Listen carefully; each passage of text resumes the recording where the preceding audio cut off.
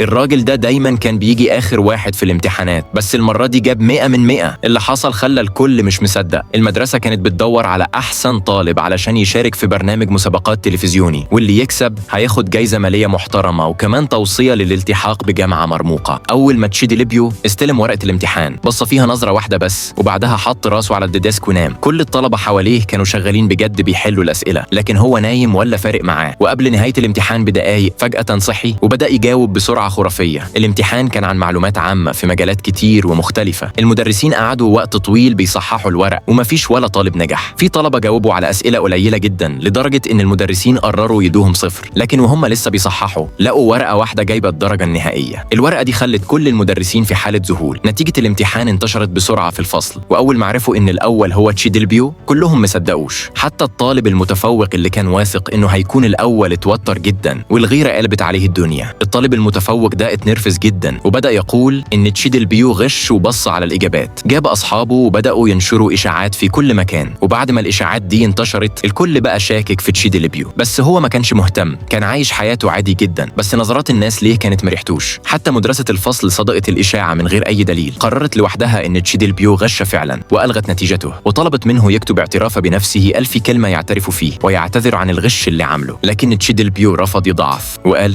أنا ما غشيتش ومش هكتب ولا كلمة.